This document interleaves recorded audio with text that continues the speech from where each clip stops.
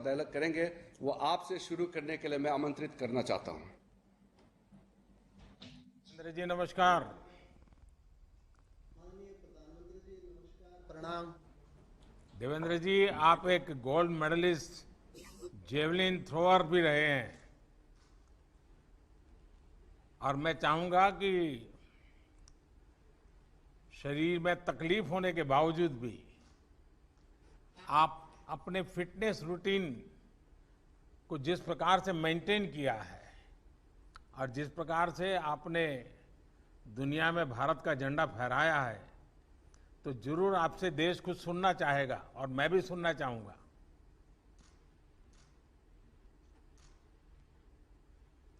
बिल्कुल, जब मेरी 9 साल की उम्र थी तो बिजली का करंट लगने से मुझे हाथ गंवाना पड़ा और मुझे ऐसा लगा कि जब हॉस्पिटल से मैं निकल रहा था तो ऐसा लगा कि मैंने सब कुछ खो दिया मेरी लाइफ में। लेकिन जब मैं घर पे पहुंचा तो माताजी ने कहा कि जाइए बाहर खेलिए आप। मैंने कहा कैसे खेलूं, अब मेरे तो हाथ ही नहीं है। लेकिन माताजी ने कहा कुछ नहीं बिगड़ा आपका, आप बाहर निकलिए, खेलिए बच्चों के साथ, आप भी औरों जैसे ही हैं। तो मैंने उस दिन घर से बाहर निकल के सोचा कि मैं कमजोर नहीं कहलाऊंगा, मैं सबसे फिट बन के दिखाऊंगा। उसके बाद खेल की शुरुआत की और 2 बार गोल्ड मेडल लिया पैरालंपिक्स में, 2 बार वर्ल्ड रिकॉर्ड ब्रेक किया मैंने। लेकिन मेरा ये मानना है कि जो फिट इंडिया जो अभियान चला है 1 साल में, हमें बहुत खुशी है।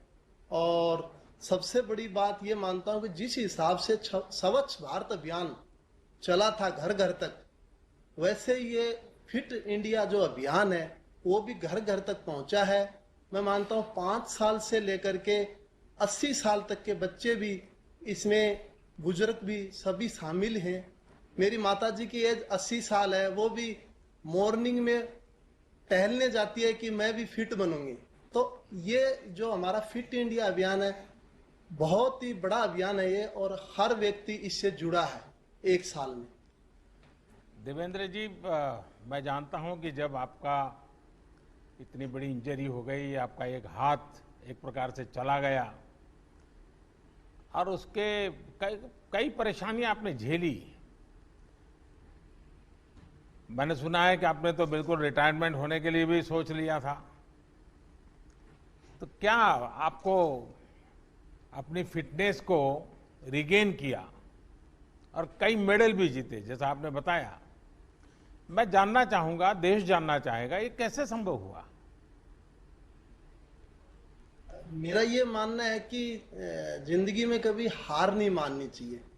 जब शोल्डर में बहुत बड़ी इंजरी हुई तो मैंने खुद ने सोचा कि रिटायरमेंट ले लूं, लेकिन मन में ये है कि नहीं, इसको ठीक करूंगा मैं। आपके अंदर सबसे पहले खुद पे कॉन्फिडेंस होना जरूरी है।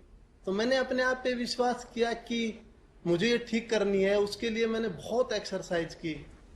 आज भी मुझे 1 घंटे सिर्फ हाथ की शोल्डर की जो इंजरी है उस पे 1 घंटे देना पड़ता है, वो अलग से टाइम निकाल रखा है मैंने। और मैं मानता हूं कि जिंदगी में कभी हार नहीं माननी चाहिए। किस प्रकार से शोल्डर की एक्सरसाइज कैसे करते हैं, थोड़ा दिखा दीजिए। मैं अलग अलग करता हूं, जैसे ये एक्सरसाइज करता हूं, ये एक्सरसाइज करता हूं, अलग अलग टाइप की एक्सरसाइज। जिस हाथ को इंजरी हुई है वहां क्या कर सकते हैं? वहां ये शोल्डर में इंजरी हुई थी, इसके लिए अलग अलग एक्सरसाइजें रहती है मेरी। शोल्डर से जैसे थेराबैंड एक्सरसाइज। वो आपका हाथ ऊपर होता है, जो इंजर हाथ है वो ऊपर होता है? नहीं, ये भी हाथ ऊपर होता है मेरा। हाँ। हाँ बताइए। तो इसके लिए मैं अलग अलग एक्सरसाइज करता हूं। जैसे किसी टाइम में थेराबैंड तो मेरे पास नहीं थी, लेकिन मैं ट्यूब से भी एक्सरसाइज करता था। साइकिल ट्यूब लेके आते थे, हम खरीद के लेके आते थे, उससे एक्सरसाइज करते थे, क्योंकि उस टाइम में मेरे पास संसाधन बहुत कम थे। चलिए देवेंद्र जी, आपने तो एक बड़ा प्रेरक काम किया है और लोगों का हौसला भी बुलंद किया। और जब आपने बताया कि आपकी माताजी आज 80 साल की उम्र में भी टहलने जाती हैं, ये अपने आप में माँ के आशीर्वाद आप पर भी बने हैं। मेरी आपको बहुत शुभकामनाएं। आइए हम अब जम्मू कश्मीर चलते हैं, बेटी अफशान से बात करेंगे। अफसान ने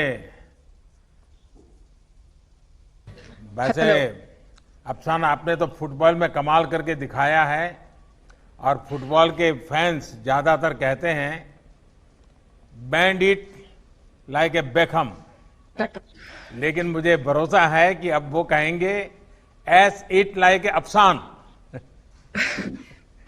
thank you so much sir, thank you so much. मुझे यहाँ पे अपनी बात कहने का मौका दिया, मुझे इतने बड़े प्लेटफॉर्म पे लेकर आए आप। मुझे बहुत ही खुशी होती है कि मैं अपने जम्मू एंड कश्मीर स्टेट को रिप्रेजेंट करती हूँ, बिकॉज मैं अभी बेसिकली जम्मू कश्मीर से हूँ, बट मैं मुंबई के पीफा क्लब में खेलती हूँ एज अ गोलकीपर। तो मुझे बहुत खुशी होती है कि जब मेरे घर वालों ने मुझे सपोर्ट नहीं किया था, तब मैंने वो डिसीजन लिया कि नहीं, मुझे थोड़ा बहुत अपनी फैमिली के साथ, अपने सोसाइटी के साथ स्ट्रगल करके इस चीज को आगे बढ़ाना चाहिए, ताकि हमारी सोसाइटी में भी थोड़ा चेंज आए। वो लड़कियों को आगे देखना चाहिए, जो आजकल बहुत ज्यादा हो रहा है। मैं जब भी बाहर जाती हूँ तो लड़कियों को एक्सरसाइजेस करते हुए, वॉक करते हुए या ग्राउंड में देखती हूँ, तो मुझे बहुत ही खुशी होती है कि हमारे JNK स्टेट की लड़कियां भी आगे आ रही है। Not even Jammu and Kashmir, all over country जितनी भी लड़कियां, उनको आगे आना चाहिए, ना कि पीछे रहना चाहिए। हमें अपनी बात हर किसी के सामने रखनी चाहिए और खुद को फिट रखना चाहिए, जो बहुत ही बड़ी बात है। क्योंकि एज अ लाइक संसार में बोला जाता है कि औरत पे बहुत सारी चीजें डिपेंड करती है, जैसे औरत माँ होती है, बेटी होती है, किसी की बहू भी बनती है, तो उसको बहुत सारी चीजों से गुजरना पड़ता है। तो उस चीज के लिए एक लड़की को फिट रहना बहुत जरूरी है। मैं बताऊं जी, आपने जिस प्रकार से अचीव किया है, एक कश्मीर की बेटियों के लिए, देश के लिए भी एक इंस्पिरेशन है, लेकिन कश्मीर की बेटियों के लिए आप एक बहुत बड़ा इंस्पिरेशन बन गई हैं।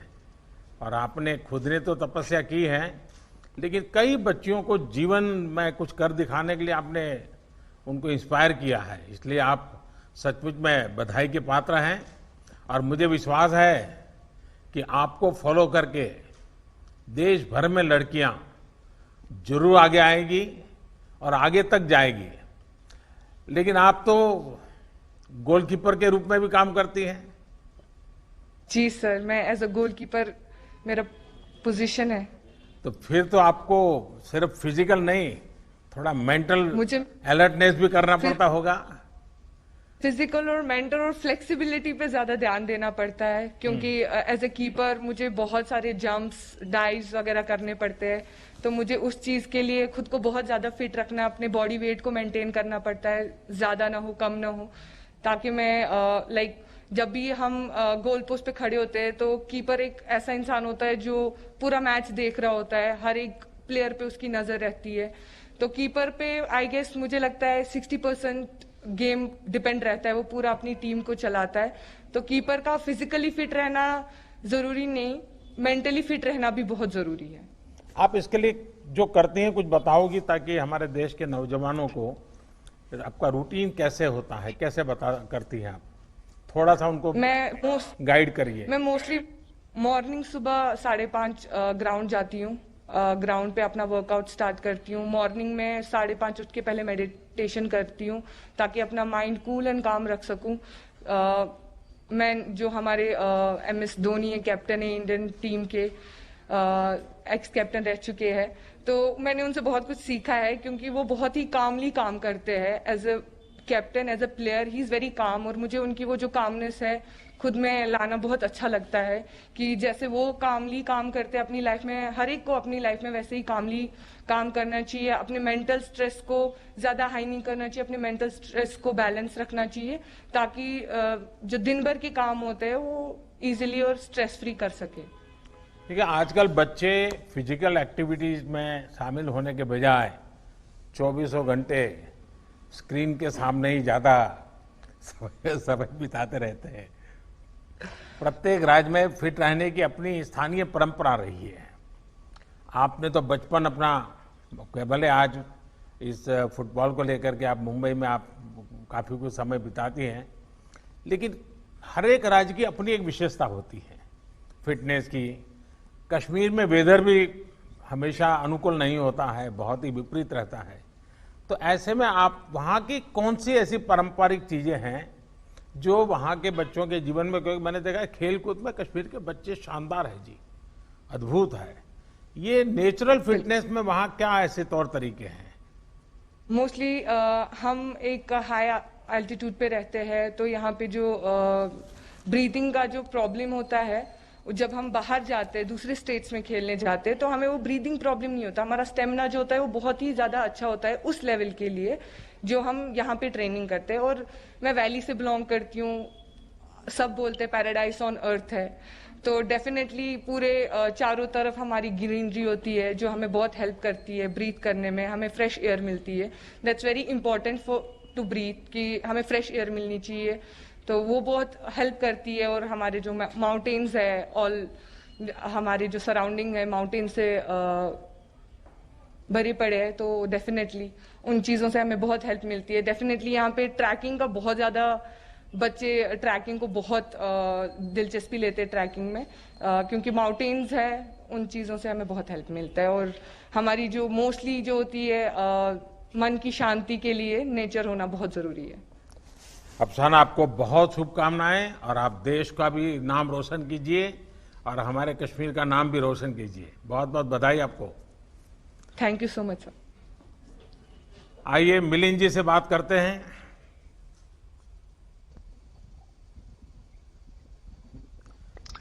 नमस्ते। नमस्ते मिलिंद माननीय जी। प्रधानमंत्री जी, मेड इन बहुत इंडिया खुशी हुई। मिलिंद। जी बिल्कुल। देखिए मिलिंद जी, आप अपने तरीके से मेक इन इंडिया के बहुत वोकल समर्थक रहे हैं। जी मेड इन इंडिया नाम पर आपकी किताब भी काफी पॉपुलर हुई है। जी मिलिंद जी, मैं जरा कुछ अलग का ही सवाल पूछ लेता हूं आपको। ये जो ऑनलाइन आपकी उम्र के विषय में बताया जाता है, जी क्या वही उम्र है कि कुछ और है?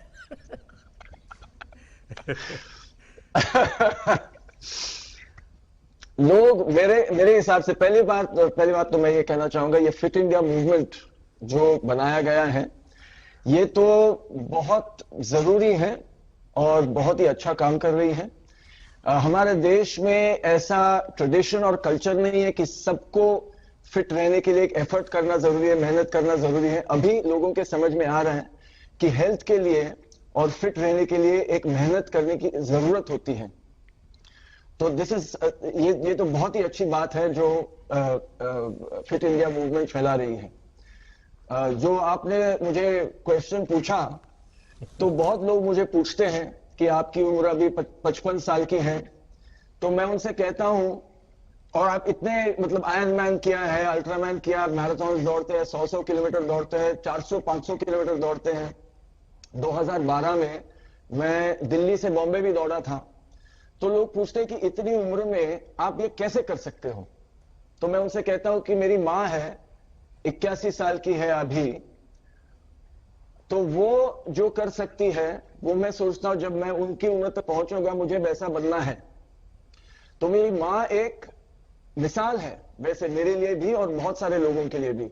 और मैं ये सोचता हूं कि हम भूल गए हैं कि नॉर्मल क्या है। फिटनेस जो चीज है वो हमारे लिए नॉर्मल क्या है। हम सब जानते हैं कि हमारे जो पूर्वज थे, हमारे दादाजी थे, उनके दादाजी थे, वो कितने फिट थे।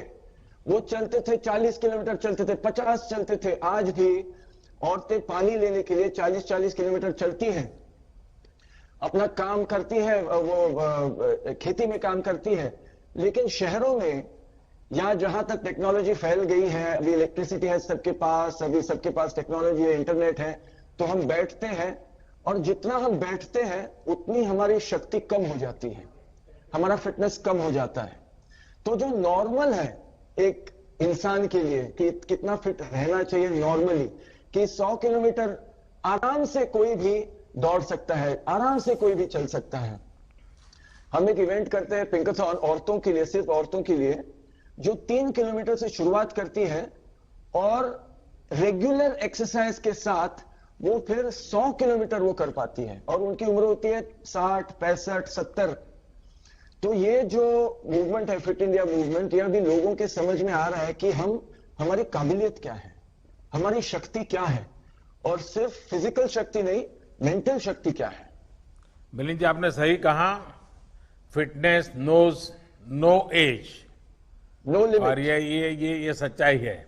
और मुझे किसी ने आपकी माताजी का वीडियो क्लिपिंग फॉरवर्ड किया था, अरे वाह, तो मैंने कम से कम 5 बार देखा होगा, वाह क्योंकि वाह, वो 81 उनका बर्थडे था और वो जी। 15 पुलअप्स कर रही है। पुशअप्स, जी हाँ, बिल्कुल। पुशअप कर रही हो।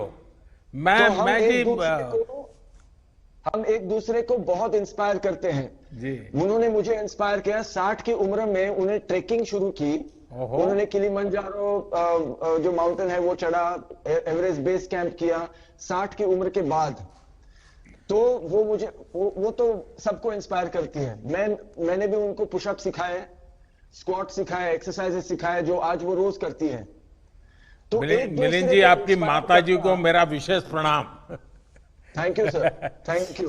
और आप नेशनल स्विमिंग चैंपियन भी रहे हैं।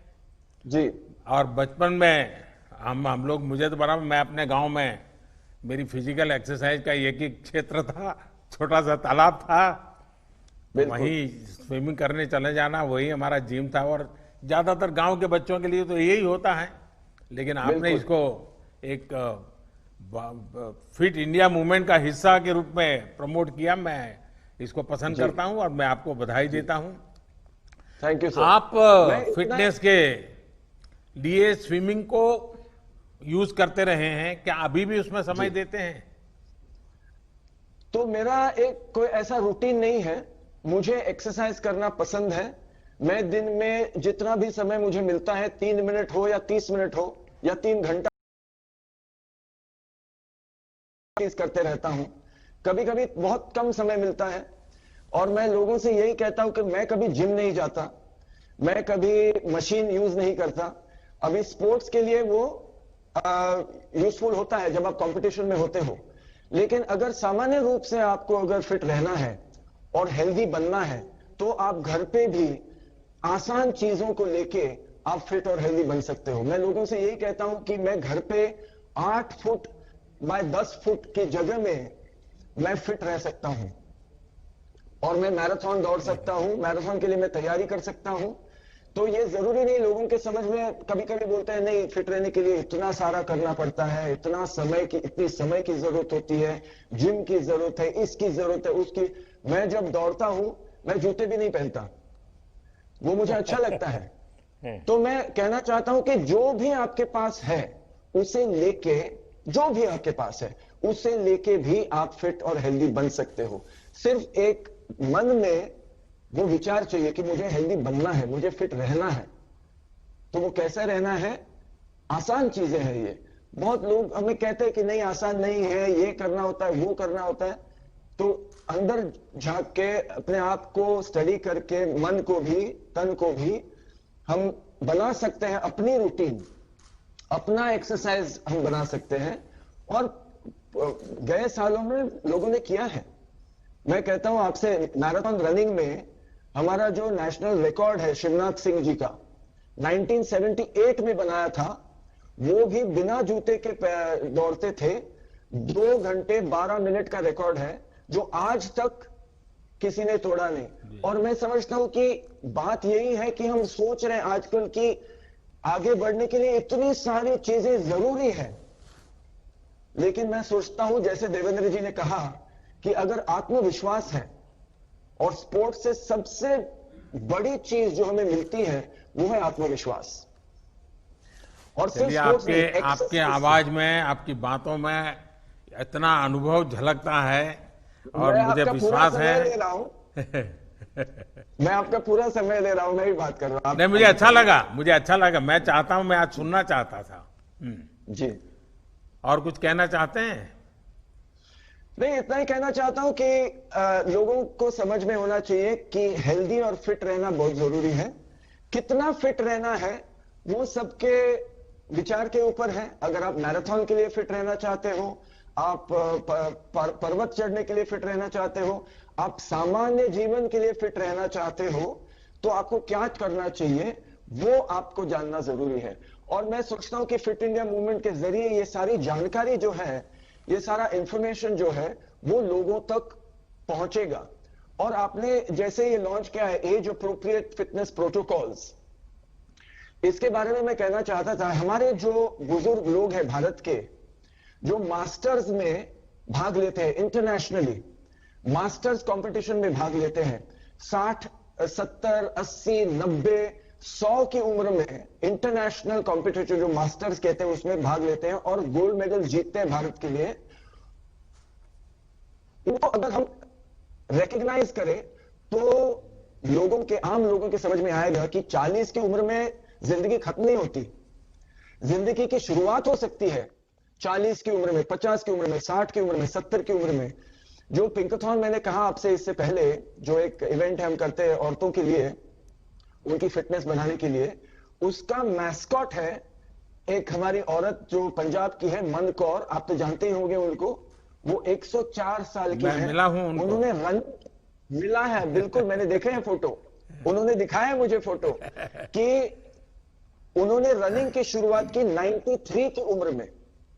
तो ये जो कहानियां हैं जो भारत कर सकते हैं, बुजुर्ग लोग, बहुत इंपॉर्टेंट है कि वो क्या कर रहे हैं आजकल, स्पोर्ट्स में क्या कर रहे हैं, एक्सरसाइज में क्या कर रहे हैं, क्योंकि वो तो पहले के जमाने के हैं, उनको जिम नहीं, सप्लीमेंट्स नहीं, एनर्जी ड्रिंक नहीं, कुछ नहीं लगता। मिलिंद जी, आपको ढेर सारे लोग ढेर सारे सवाल भी पूछते होंगे, आपके मन में भी कई सवाल खड़े होते हुए है ना? आपके लिए एक सवाल है, मेरे लिए मेरा एक आपके लिए सवाल है। एक मेंटल चीज है, अभी हम देखते हैं कि जो भी हम करना चाहते हैं लाइफ में, अक्सर लोग ऐसे भी होते हैं जो हमें पीछे रखते हैं, बोलते हैं कि नहीं नहीं ऐसा मत करो, वैसा मत करो, ये नहीं होगा, तुमसे नहीं होगा, या ये बहुत गलत है, तुम ये नहीं ना, ऐसे बहुत लोग होते हैं।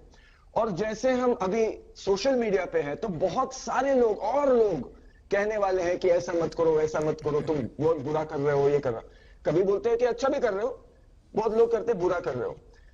तो ऐसे समय में, अभी आपके लिए भी बहुत होगा, मेरे लिए है, जैसे आप फेमस भी होते हो, किसी पोजीशन पे भी होते हो, तब और भी लोग आपको कहते हैं, मन में बहुत उसका प्रेशर होता है कि लोग मुझे बहुत बुरा कह रहे हैं, अच्छे भी कहते हैं, बुरा भी बहुत कहते हैं, तो उसको आप हैंडल कैसे करते हो? देखिए मिलिंद जी, आपने बड़ा अनोखा सा सवाल पूछा है। हमारे यहां कहा जाता है, निंदक नियरे राखिए, आंगन कुटी छवाए, बिन पानी साबुन बिना निर्मल करे सुभाए।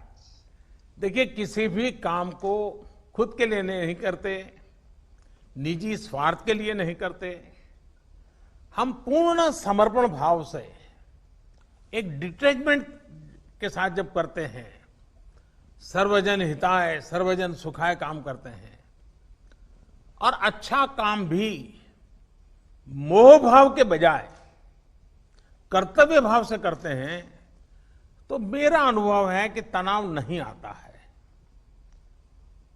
ऊपर से ऊर्जा आती है, नया करने की ऊर्जा आती है। उसी प्रकार से मुझे लगता है कि प्रतिस्पर्धा को हमने टांग खींचना नहीं मानना चाहिए। मैं समझता हूं प्रतिस्पर्धा एक तंदुरुस्ती की निशानी है, एक सोचने का तरीका है जी। पर यह तंदुरुस्ती तब अनुभव होगी जब हमारा ध्यान खुद से प्रतिस्पर्धा पर होगा जी। और मैं मानता हूं कि हर किसी ने अपनी लकीर बड़ी करने पर ध्यान केंद्रित करना चाहिए, दूसरे की लकीर कम करने में समय बर्बादी नहीं करना चाहिए। बिल्कुल, बातें चलती हैं, चलती रहेगी। चलिए मिलिंद जी, मुझे बहुत अच्छा लगा आज आपसे बात करने का मौका मिला। ठीक, थैंक यू भैया, थैंक यू, बहुत ही बड़ा थैंक यू। आइए रुजुता जी से बात करते हैं,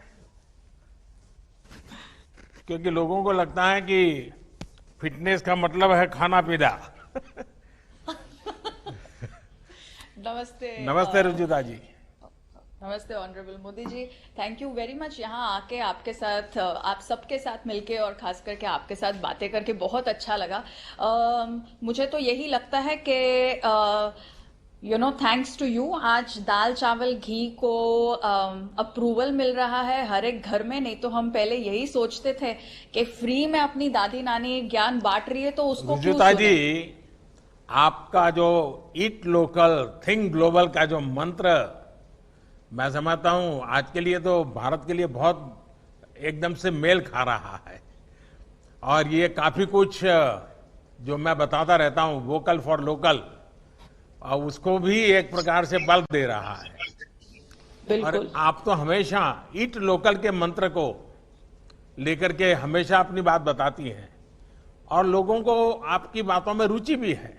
तो मैं जरूर चाहूंगा कि आज बहुत बड़ी मात्रा में जब लोग सुन रहे हैं, तो ईट लोकल के पीछे आप क्या कहना चाहती हैं? ईट लोकल के पीछे मैं वही कहना चाहती हूँ जो आपने अब भी कहा कि हमारे यहाँ हमेशा कहा गया है कि सर्वजन सुखाय सर्वजन हिताय। तो जब हम लोकल खाएंगे तो हर कोई अलग अलग खाता है, तो उनके यहाँ का जो खाना है उनके रीजन के हिसाब से जो वहां पर बनता है वही लोग खाते। अगर खाएंगे तो वहां के फार्मर्स के लिए या वहां के लोकल इकोनॉमी के लिए भी अच्छा है, और ओवरऑल अर्थ के इकोलॉजी के लिए भी अच्छा है, और हमारे हेल्थ के लिए तो अच्छा है ही।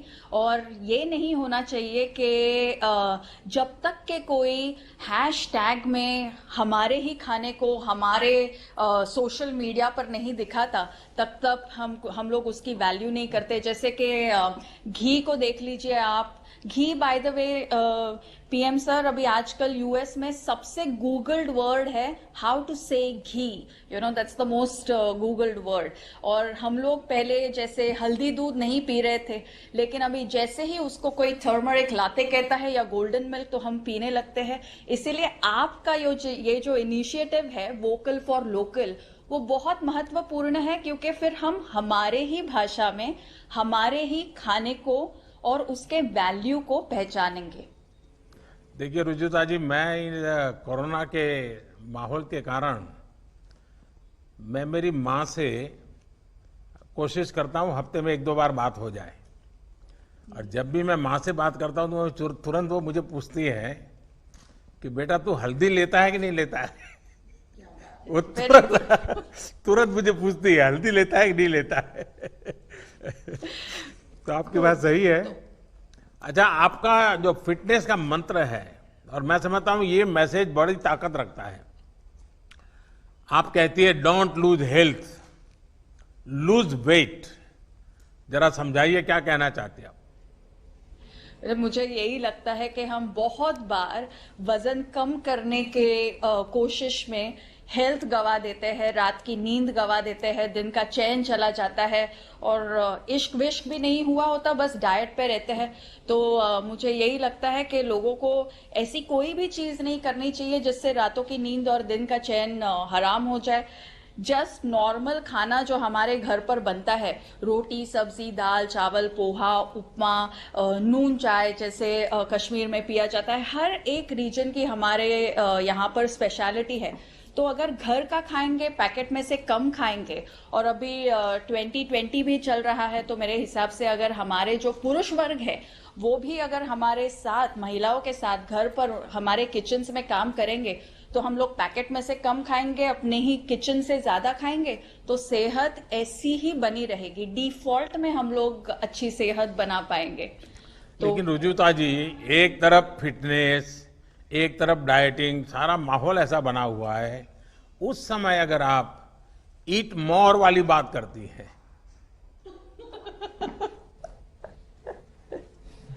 देखिए, आपकी माँ जी जब आपको ये पूछती है कि आपने हल्दी ली कि नहीं, तभी आपको उन्होंने और एक सीख दी होगी, जो मैं आपको गारंटी देती हूँ कि ये 100% आप दोनों में ये बात हुई होगी।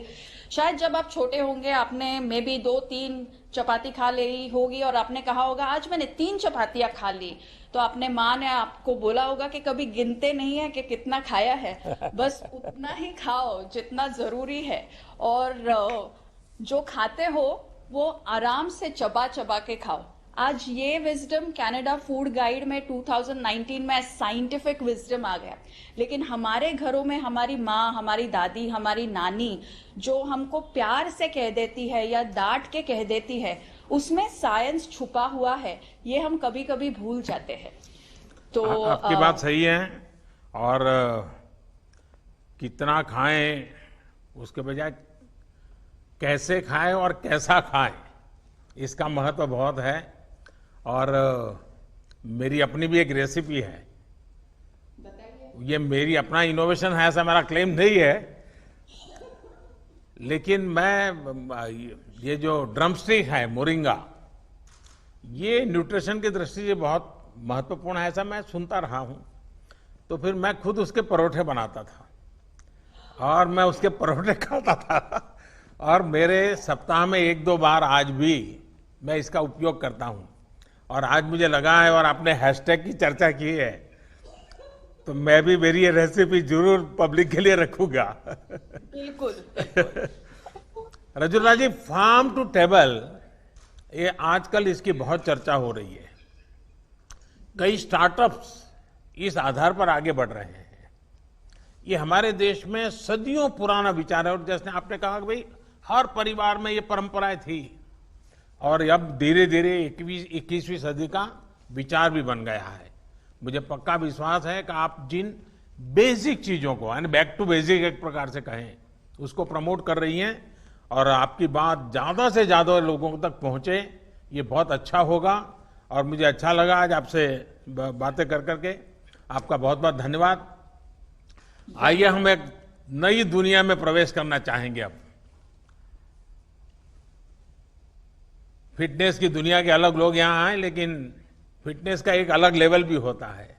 और मुझे खुशी है कि स्वामी शिव दयानंद सरस्वती जी, उन्होंने आज हमारे बीच आकर के हमें आशीर्वाद भी देने का और मार्गदर्शन करने के लिए स्वीकार किया है। IIT दिल्ली से इंजीनियरिंग और MIT से मास्टर करने के बाद आपने ये मार्ग चुना है। लोगों को जरूर आश्चर्य भी होता होगा, आदर का भाव भी आता होगा, और मुझे पक्का विश्वास है कि आपके संबंध में लोगों की जिज्ञासा भी बढ़ती होगी। मैं आपसे जानना चाहूंगा कि इतना बिल्कुल ही अलग बैकग्राउंड और इस प्रकार का आज का ये समर्पित जीवन, मैं समझता हूं आपकी बात को नई पीढ़ी जरूर नए तरीके से स्वीकार करेगी, और इसलिए जरूर हम सुनना चाहेंगे आपके अनुभव।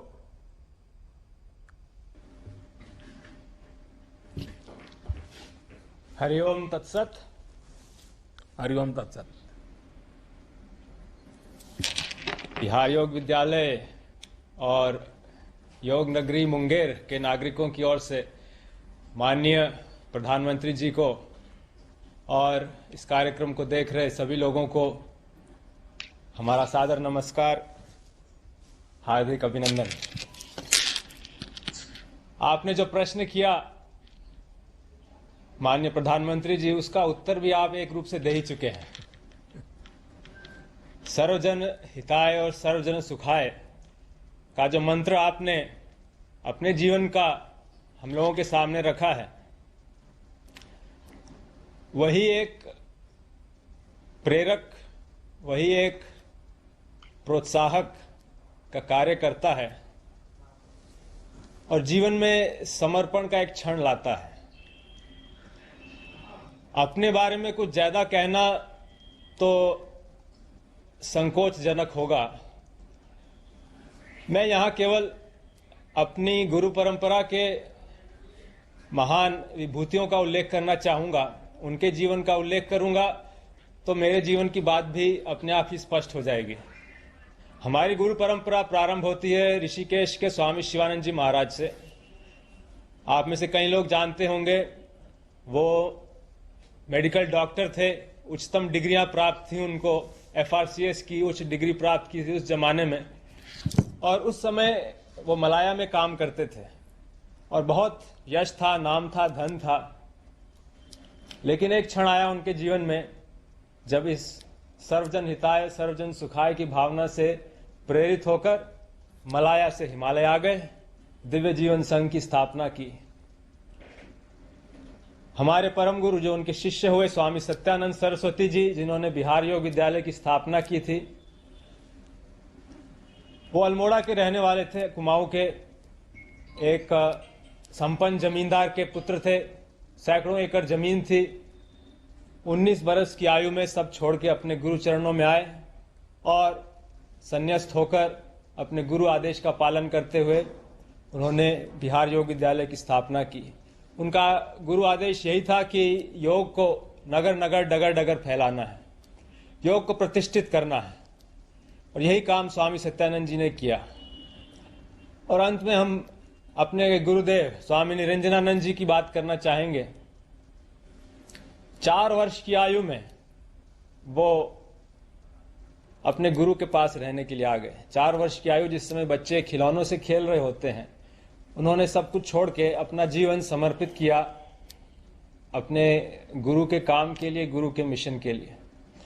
ऐसी महान हस्तियों के सामने तो हम किस खेत की मूली हैं। इतना ही कहेंगे कि उन्हीं की प्रेरणा, उन्हीं की शिक्षा को अपने सामने रखते हुए उनके पद चिन्हों पर चलने का एक छोटा सा प्रयास है। योग के माध्यम से जनमानस में हम जितना उत्थान ला सकें, जितनी एक सजगता ला सकें, जिससे लोग अपने जीवन को उत्तम, श्रेष्ठ, योगमय और सुंदर बना सकें, यही एक भाव है जो हमें प्रेरित करता है। स्वामी जी, आपने पुरातन शास्त्र परंपरा और आधुनिक विज्ञान, आप टेक्नोलॉजी से जुड़े इंसान हैं, बड़ा अद्भुत संयोग किया है। आपने आश्रम का एनवायरनमेंट और उसको एकदम से इंस्टीट्यूशनल लर्निंग, यानी एक अद्भुत कॉम्बिनेशन आपने आधुनिक भारत के लिए दिया है। मैं जरूर समझना चाहूंगा कि इतना बढ़िया कॉम्बिनेशन जो आने वाले दिनों में लोगों का ध्यान जरूर उस पर जाएगा, इसके पीछे की थोड़ी कल्पना मैं सुनना चाहूंगा। इसके पीछे की जो विचारधारा है, जो हमको प्रेरित करती है, वो हमारे सभ्यता और संस्कृति की प्राचीन गुरुकुल पद्धति है। गुरुकुल में छोटी उम्र से ही बच्चे आके रहते थे, वहीं गुरु के साथ रहते थे, तो पूरा एक आवासीय माहौल बनता था, जिसमें न केवल बौद्धिक शिक्षा प्राप्त होती थी, मुख्य चीज थी कि वो अनुभवात्मक रहती थी। जो चीजें केवल सिद्धांत के तौर पे कही जाती थी, अब वो जीवन में उतरने का एक मौका मिलता था। तो हमारे आश्रम में भी यही एक शिक्षण की पद्धति है।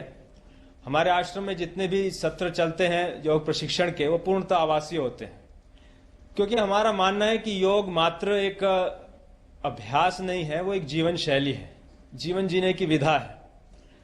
और उसको केवल लेक्चर से या सिद्धांतों को सुनकर समझकर पूरी तरह आत्मसात कर पाना संभव नहीं, उसको जीना पड़ता है। और आश्रम वो एक माहौल, एक वातावरण उपलब्ध कराता है कि हम योग के इन सिद्धांतों को अपने जीवन में उतार सकें।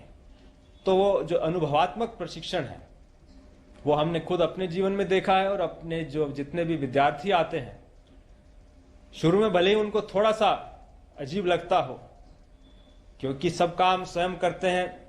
आश्रम में कहीं कोई सेवक नौकर नहीं, एक स्वावलंबन की भावना आती है। हम देखते हैं लड़के लड़कियां आते हैं, कभी अपना कपड़ा साफ नहीं किया, कभी बर्तन साफ नहीं किए, आश्रम में आके हर चीज स्वयं करनी पड़ती है। शुरू में अजीब लगता है, लेकिन जिस समय वो जाते हैं, कह के जाते हैं कि इस अनुभव ने हमारे जीवन में एक बहुत बड़ा सकारात्मक परिवर्तन लाया है। तो ये हमारे प्रशिक्षण की विशेषता है। स्वामी जी, जो बात सबसे इंटरेस्टिंग लगती है वो है आज के समय के हिसाब से योग को ढालना। जिस तरह से समय बदला है, लोगों की लाइफस्टाइल बदली है, आपने योग को उन जीवन शैली के साथ बहुत बहुत कुशलता से उसको फिट किया है। यानी जो आजकल के जो कॉमन प्रॉब्लम है, वो लोग कहते हैं टाइम नहीं है, दिखना नहीं, फलाना है, नहीं है, लेकिन उसमें भी आपने कुछ ना कुछ रास्ता खोजा है। अगर वो भी थोड़ा देशवासियों को आप गाइड करेंगे बहुत अच्छा प्रश्न किया है आपने माननीय प्रधानमंत्री जी, क्योंकि जब योग सीखने और करने की बात आती है, लोगों की यही प्राय शिकायत रहती है, समय नहीं है। आसन प्राणायाम करने हैं, हमको 1 घंटे का समय लगेगा, इतना समय हम अपनी व्यस्त दिनचर्या में से नहीं निकाल सकते। इसी को मद्देनजर रखते हुए हमारे गुरु स्वामी निरंजनानंद जी ने एक योग कैप्सूल का सिद्धांत प्रतिपादित किया है। योग के छोटे छोटे अंग जिनको आप अपने जीवन दैनिक जीवन के अलग अलग समय पर अपने जीवन में शामिल करके योग का अधिकतम लाभ ले सकते हैं, जिसे कहा जाए कि maximum bang for the minimum buck, अधिकतम लाभ न्यूनतम समय और न्यूनतम उसमें समय देकर। और ये जो कैप्सूल हैं, संक्षेप में कहें तो ये 5 कैप्सूल हैं, इसे पंचमुखी कैप्सूल साधना समझ लीजिए। इसका पहला कंपोनेंट है मंत्र, दूसरा आसन, तीसरा प्राणायाम, चौथा शिथिलीकरण या रिलैक्सेशन, 5वां ध्यान।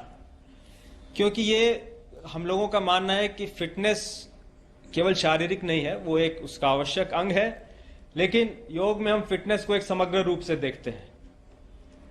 हम केवल शरीर नहीं, हम भावनाएं हैं, बुद्धि है, हमारे विचार हैं, व्यवहार है, आचरण है, आदतें हैं, सजगता है, समझ है, इन सबको विकसित कर पाना, इन सबको संतुलित और इनके बीच सामंजस्य लाना, इनको एक सुंदर रूप देना, ये योग का लक्ष्य है।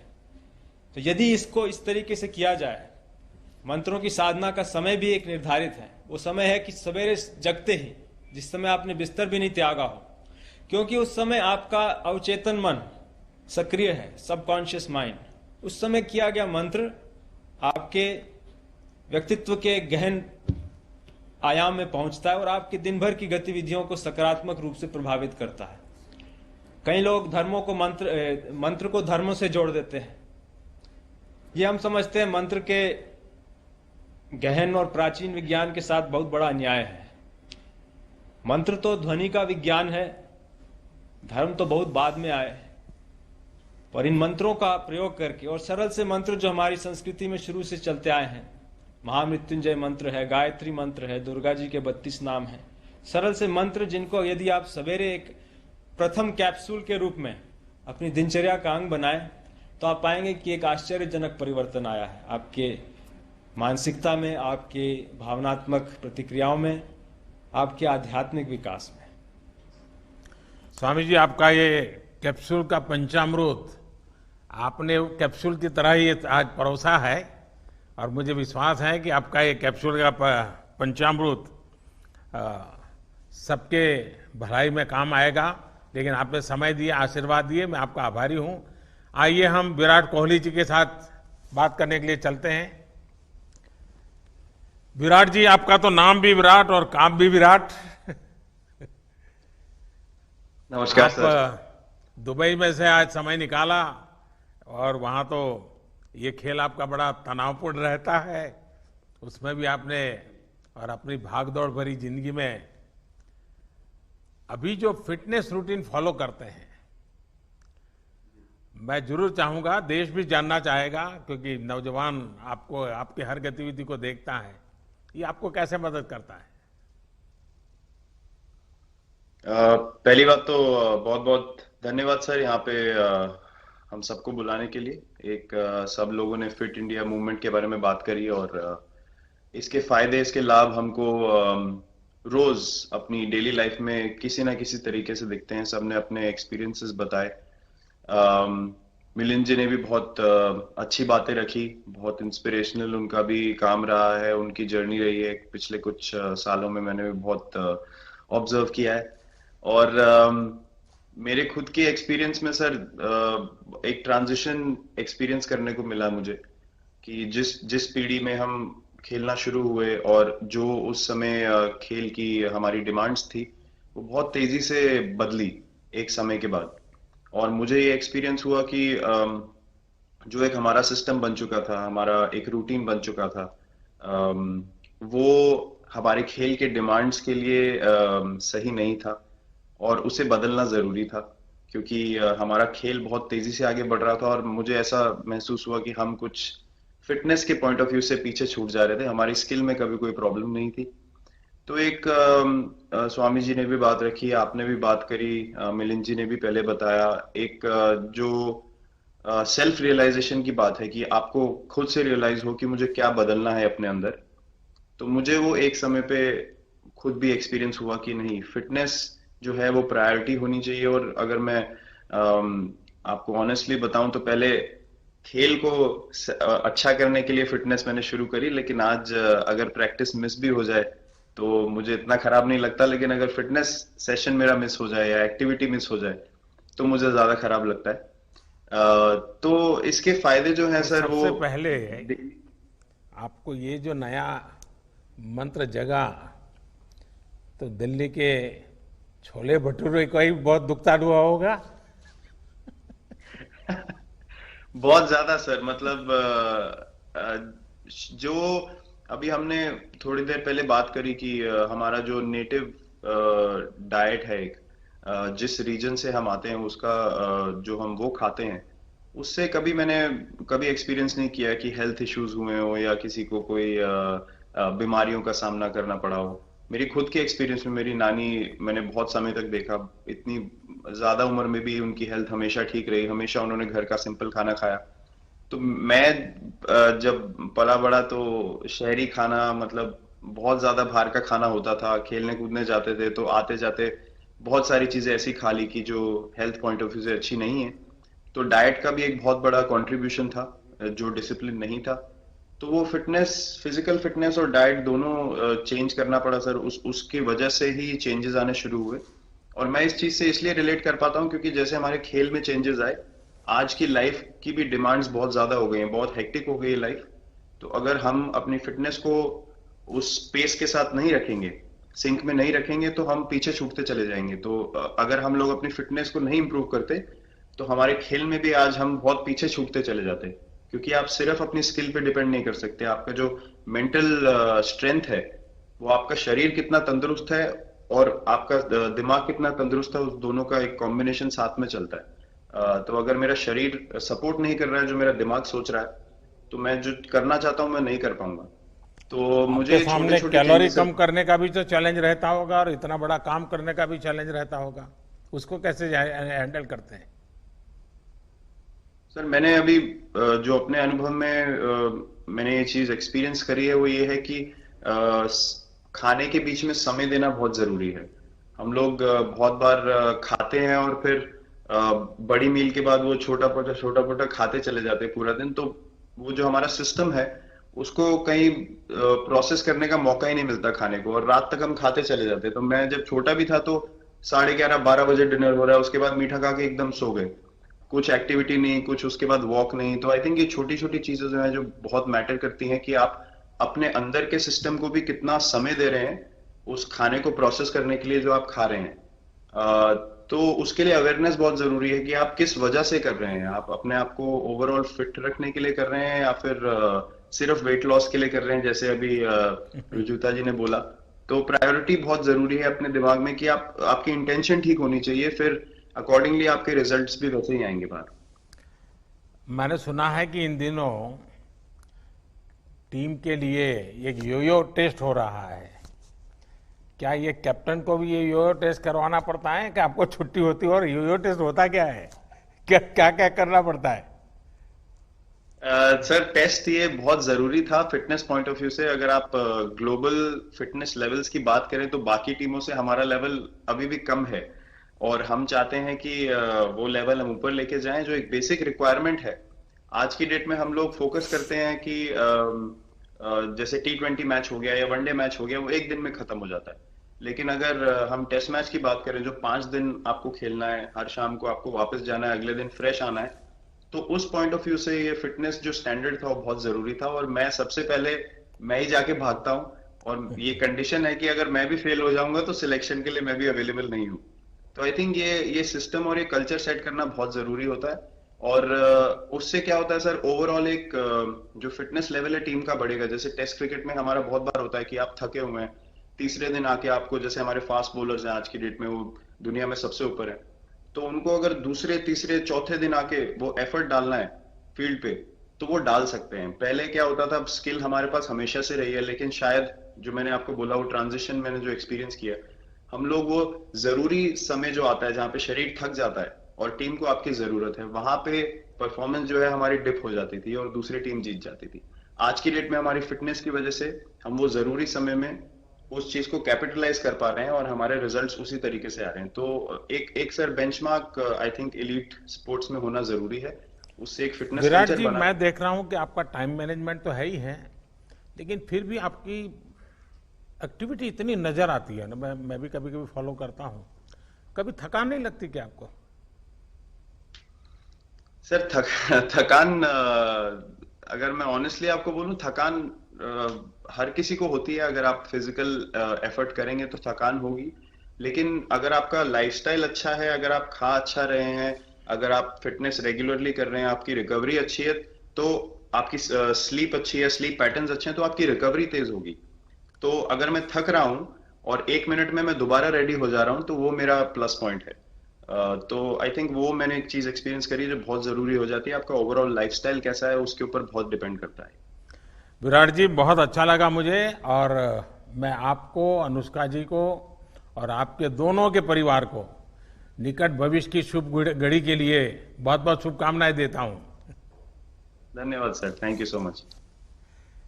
आइए मुकुल कानिटकर जी से बात करते हैं। ये मुकुल जी की दुनिया अलग है, जो उनसे बात करते ही हमें पता चलेगा मुकुल जी से।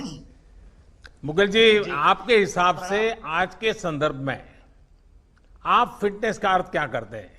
क्योंकि आप तो गीता और विवेकानंद और इन्हीं चीजों के आसपास अपनी बातें करते रहते हैं, तो उस बातों को कैसे समझाएंगे आप? हम भारतीय दृष्टि में, शिक्षा में, भारतीय दर्शन में फिटनेस को या स्वास्थ्य को एक समग्र दृष्टिकोण से देखते हैं। It's a complete concept. केवल शरीर के स्वस्थ होने की बात नहीं है, मन, बुद्धि और उससे भी महत्वपूर्ण भावना का स्थान फिटनेस में बहुत बड़ा होता है। और एक पक्ष जिसको आज वर्ल्ड हेल्थ ऑर्गेनाइजेशन भी ध्यान में देता है हेल्थ की डेफिनेशन में, वह पक्ष है सामाजिक स्वास्थ्य का पक्ष। और इसलिए आपने ये जो एक बहुत महत्वपूर्ण और फिट इंडिया मूवमेंट शुरू किया, स्वस्थ भारत का ये अभियान शुरू किया है, क्योंकि पूरा समाज स्वस्थ होने का प्रयास करेगा तब व्यक्ति स्वस्थ रह पाएगा, अकेले के प्रयास करने से नहीं होगा। इसलिए ये जो एक कल्चर डेवलप हो रहा है स्वास्थ्य का, ये बहुत महत्वपूर्ण है। और हमको तो बहुत खुशी होती है, भगवत गीता कहती है यद्यद् आचरति श्रेष्ठ तत्त देवेतरो जनः। और देश के प्रधानमंत्री जब संसद में खड़े होकर के सूर्य नमस्कार का बखान करते हैं तब सारा देश प्रेरणा लेता है सूर्य नमस्कार की। मैंने 4 साल की उम्र में माँ को सूर्य नमस्कार करते हुए देखा और उनका अनुसरण करते करते सूर्य नमस्कार सीखा, और तब से सूर्य नमस्कार एक दिन भी बिना रुके कर रहा हूँ। और आज मध्य प्रदेश में हर स्वामी विवेकानंद जयंती को 12 जनवरी को आकाशवाणी से सूर्य नमस्कार का संचालन होता है, और 1 करोड़ से ज्यादा स्कूली छात्र 2007 से लगातार सूर्य नमस्कार करते हैं। इसलिए आपका वो सूर्य नमस्कार का वीडियो देख करके इतना आनंद हुआ और ऐसा लगा कि अब इस देश के सर्वोच्च स्थान से भी सूर्य नमस्कार की बात हो रही है। तो समर्थ रामदास के बाद आपकी याद आई कि आपने ऐसा एक बहुत अद्भुत मंत्र दिया। मुकुल जी, आप इतने सालों से युवाओं के बीच में गीता स्वाध्याय करते आ रहे हैं, आपको क्या लगता है, जैसे आपने कहा कि भी एक मध्य प्रदेश का सूर्य नमस्कार की सफलता, और आप जिस मिशन को लेकर काम करते हैं, आपको क्या लगता है? भगवत गीता 2 वीरों के बीच का संवाद है, श्री कृष्णार्जुन संवाद है। कृष्ण वह है जिसने 1 उंगली पर गोवर्धन उठा लिया था, और अर्जुन को सव्यसाची कहते हैं, दाहिने बाएं दोनों हाथ से गांडी उठा करके 24 घंटे बिना नींद लिए कर्म करने की क्षमता है। इसलिए भगवत गीता 2 सबसे फिट लोगों के बीच का संवाद है।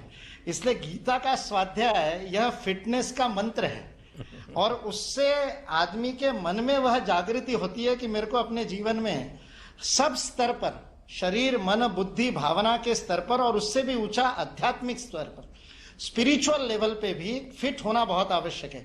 ताकि मेरा मन मेरे शरीर में फिट हो, मैं परिवार में फिट हूं, मेरा परिवार समाज में फिट हो, समाज पूरे राष्ट्र की आवश्यकता में फिट हो और हमारा राष्ट्र विश्व में योगदान करने के लिए विश्व समुदाय में फिट हो। तब तो माता भूमि पुत्रों हम पृथिव्याम होगा और हम पर्यावरण को भी फिट करेंगे। इसलिए ये फिटनेस एक भगवत गीता एक समग्र विचार हमको देती है, एक दृष्टि देती है। और इसलिए मैंने हमेशा पाया, पिछले 30 वर्षों से युवाओं के बीच में गीता स्वाध्याय कर रहा हूं, तो युवाओं को जब ये दृष्टि देते हैं तब वो कहते हैं, पहले तो हम सोचते थे गीता रिटायरमेंट के बाद की बात है, अब पता चलता है गीता पढ़ेंगे तो रिटायर होंगे ही नहीं, रिटायर होते रहेंगे, बार बार टायर बदलते रहेंगे और नई नई पारी खेलते रहेंगे। यह युवाओं को प्रेरणा भगवत गीता से मिलती है। मुकुल जी, आप शिक्षा और युवाओं को लेकर पैशनेट हैं। आप यानी युवाओं के मन में भी आपसे कुछ न कुछ जानने की इच्छा रहती है। मेन चीज है मेंटल फिटनेस, इमोशनल फिटनेस।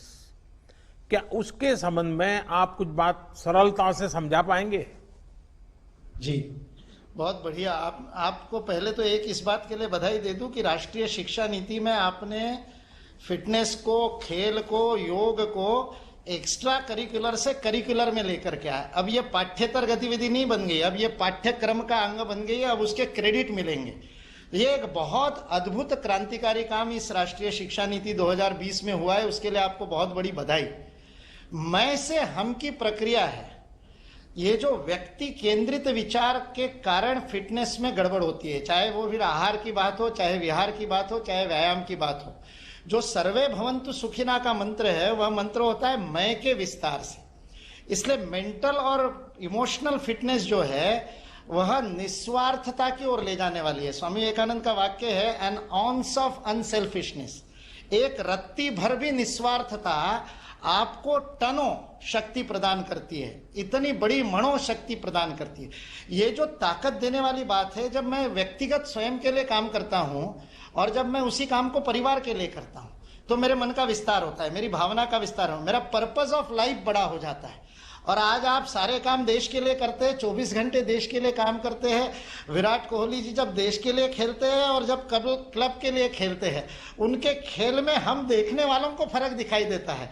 जब मैं राष्ट्र के लिए स्वयं को दांव पर लगाता हूं तो मेरी इफिशियंसी बदल जाती है, क्योंकि मेरी भावना का उतना विस्तार होता है। फिर 135 करोड़ भारतवासियों का भावनात्मक संबल भी मुझे मिलता है। इसलिए ये जो मैं से हम की प्रक्रिया है, और फिर भारत सारे विश्व के लिए काम करता है, तो सारी मानवता, सारी सृष्टि और फिर परमेष्टि, ये जो आध्यात्मिक विकास तक जो मैं से हम की यात्रा होती है, व्यक्ति से परिवार, परिवार से समाज, समाज से राष्ट्र, राष्ट्र से सृष्टि और सृष्टि से परमेष्टि, यह जो व्यष्टि से समष्टि की यात्रा है, यह फिटनेस का एक बहुत बड़ा मंत्र है। ये जीवन का पर्पस ऑफ लाइफ बदल देता है। और पर्पस ऑफ लाइफ ही तो सब कुछ है, नहीं तो फिर तो मेंटेनेंस की हो जाएगी कि कार घर में ले आओ और उसको चकाचक रखो और मेंटेन करो, लेकिन चलाओ मत, क्योंकि चलाने से खरोच आ जाएगी। वैसे ही शरीर को केवल मेंटेन करना तो फिटनेस नहीं है। उस शरीर, मन, बुद्धि से बने हुए व्यक्तित्व का एक गंतव्य है, एक लक्ष्य है, एक पर्पस ऑफ लाइफ है, एक मकसद है, जिसको प्राप्त करने के लिए हमको काम करना है।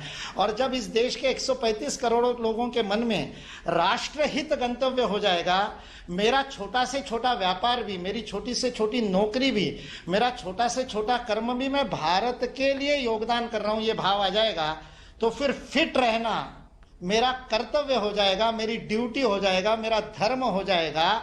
लग्जरी नहीं रहेगा, it won't be a luxury, it will be my prime duty कि मैं फिट रहूंगा तो भारत फिट रहेगा। इसलिए इस भाव को आपने जगाया, इसके लिए आपको बहुत बहुत मन से प्रणाम और हृदय से धन्यवाद। और आप उसको, you are leading from the front, आप उदाहरण बन करके उसको लीड कर रहे हैं, उसके लिए आपका धन्यवाद। चलिए, आपका भी बहुत धन्यवाद। आज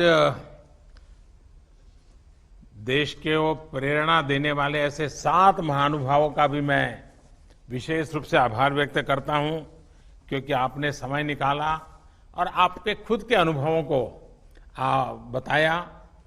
आपने फिटनेस के भिन्न भिन्न आयामों पर खुद के जो अनुभव शेयर किए, वो निश्चित रूप से देश की हर पीढ़ी को बहुत ही लाभकारी होंगे, ऐसा मुझे लगता है। आज का ये डिस्कशन हर आयु वर्ग के लिए और भिन्न भिन्न रुचि रखने वालों के लिए भी बहुत ही उपयोगी होगा। फिट इंडिया मूवमेंट की फर्स्ट एनिवर्सरी पर मैं सभी देशवासियों के अच्छे स्वास्थ्य की कामना करता हूं। एक साल के भीतर भीतर ये फिटनेस मूवमेंट ऑफ पीपल भी बन चुका है और मूवमेंट ऑफ पॉजिटिविटी बन चुका है। देश में हेल्थ और फिटनेस को लेकर निरंतर अवेयरनेस में बढ़ोतरी होती चली जा रही है और एक एक्टिवनेस भी बढ़ी है। मुझे खुशी है कि योग, आसन, व्यायाम, walking, running, swimming, healthy food habits, healthy lifestyle अब ये हमारी नेचुरल कॉन्शियसनेस का हिस्सा बन रहा है। साथियों, फिट इंडिया मूवमेंट ने अपना एक साल एक ऐसे समय में पूरा किया है जिसमें करीब करीब 6 महीने अनेक प्रकार के रिस्ट्रिक्शन के बीच हमें गुजारा करना पड़ा है। लेकिन फिट इंडिया मूवमेंट ने अपने प्रभाव और प्रासंगिकता को इस कोरोना काल में सिद्ध करके दिखाया है। वाकई फिट रहना उतना मुश्किल काम नहीं है जितना कुछ लोगों को लगता है। थोड़े से नियम से और थोड़े से परिश्रम से आप हमेशा स्वस्थ रह सकते हैं। फिटनेस की डोज आधा घंटा रोज। मैं दोबारा सुनाता हूं, फिटनेस की डोज आधा घंटा रोज। इस मंत्र में सभी का स्वास्थ्य, सभी का सुख छिपा हुआ है। फिर चाहे योग हो या बैडमिंटन हो, टेनिस हो या फुटबॉल हो, कराटे हो या कबड्डी, जो भी आपको पसंद आए, कम से कम 30 मिनट रोज कीजिए। अभी हमने देखा युवा मंत्रालय और स्वास्थ्य मंत्रालय ने मिलकर फिटनेस प्रोटोकॉल भी जारी किया है। साथियों, आज दुनिया भर में फिटनेस को लेकर जागरूकता है। वर्ल्ड हेल्थ ऑर्गेनाइजेशन WHO ने global strategy on diet, physical activity and health उसको एक प्रारूप दिया है और प्रचारित किया है। फिजिकल एक्टिविटी पर ग्लोबल रिकमेंडेशन भी जारी किए हैं। आज दुनिया के अनेक देशों ने फिटनेस को लेकर नए लक्ष्य बनाए हैं और उन पर अनेक मोर्चों पर वो काम कर रहे हैं, अनेक प्रकार के काम कर रहे हैं। ऑस्ट्रेलिया, जर्मनी, ब्रिटेन, अमेरिका, ऐसे अनेक देशों में इस समय बड़े पैमाने पर फिटनेस का अभियान चल रहा है और उनके ज्यादा से ज्यादा नागरिक डेली फिजिकल एक्सरसाइज करें, फिजिकल एक्सरसाइज के रूटीन से जुड़े। साथियों, हमारे आयुर्विज्ञान शास्त्रों में कहा गया है, सर्व प्राणी भृताम नित्यम आयुः युक्तिम अपेक्षते दैवे पुरुषाकारे च स्थितम ही अश्य बलाबलम।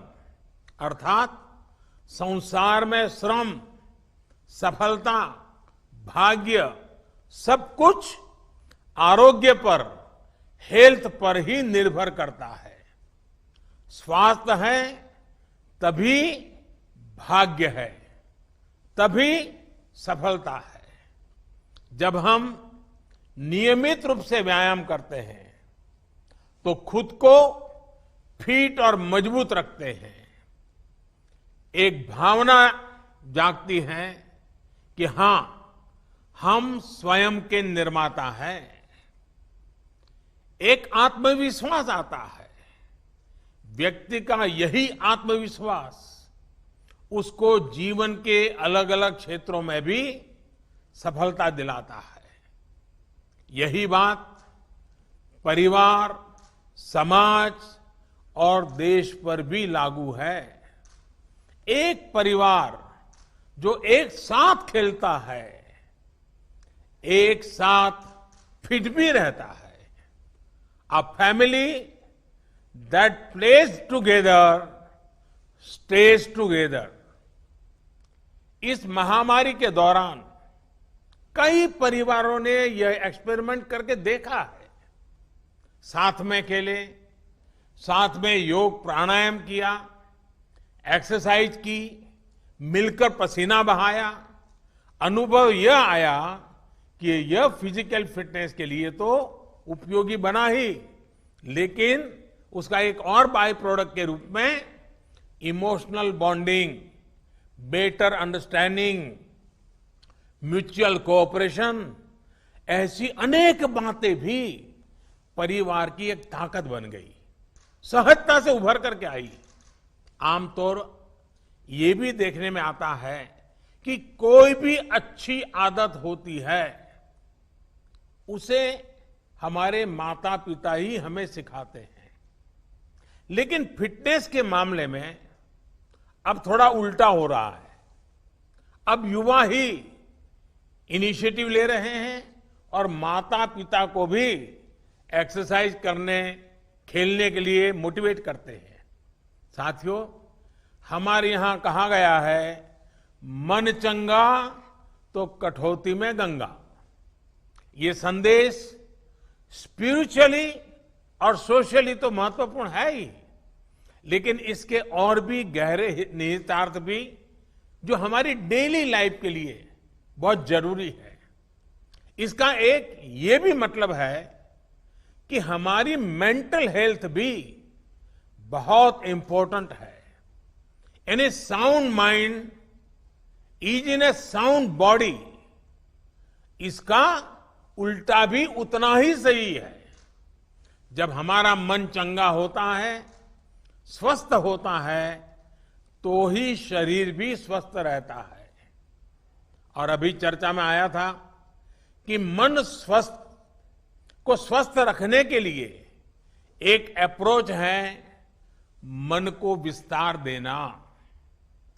संकुचित मैं से आगे बढ़कर जब व्यक्ति, परिवार, समाज और देश को अपना ही विस्तार मानता है, उनके लिए काम करता है, तो उसमें एक आत्मविश्वास आता है। मेंटली स्ट्रांग बनने के लिए ये एक बड़ी जड़ी बूटी का काम करता है। और इसीलिए स्वामी विवेकानंद जी ने कहा था, strength is life, weakness is death, expansion is life, contraction is death. आजकल लोगों से, समाज से, देश से जुड़ने और जुड़े रहने के लिए तरीकों की, माध्यमों की कमी तो बिल्कुल नहीं है, भरपूर अवसर है। और प्रेरणा के लिए हमारे आसपास भी कई उदाहरण मिल जाएंगे। आज जिन 7 महानुभावों को सुना, इससे बड़ी प्रेरणा क्या होती है? हमें बस इतना करना है कि अपनी रुचि, अपने पैशन के अनुसार कुछ चीजों को चुनना है और उसे नियमितता से करना है। मैं देशवासियों से आग्रह करूंगा, हर पीढ़ी के महानुभावों से आग्रह करूंगा, तय कीजिए कि आप दूसरों की कैसे मदद करेंगे, क्या देंगे। अपना समय, अपनी नॉलेज, फिजिकल हेल्थ, कुछ भी लेकिन कीजिए, जरूर कीजिए। साथियों, मुझे भरोसा है देशवासी फिट इंडिया मूवमेंट से और ज्यादा से ज्यादा जुड़ते रहेंगे और हम सब भी मिलकर के लोगों को जोड़ते रहेंगे। फिट इंडिया मूवमेंट दरअसल हिट इंडिया मूवमेंट भी है। इसलिए जितना इंडिया फिट होगा उतना ही इंडिया हिट होगा। इसमें आप सभी के प्रयास हमेशा की तरह देश की बहुत मदद करेंगे। मैं आप सबको शुभकामनाओं के साथ और आप सबका हृदय से आभार व्यक्त करते हुए आज फिट इंडिया मूवमेंट को एक नया बल दें, नए संकल्प के साथ आगे बढ़ें। फिट इंडिया व्यक्ति समष्टि का एक पूरा सिलसिला चले, इसी एक भावना के साथ आप सबका बहुत बहुत धन्यवाद।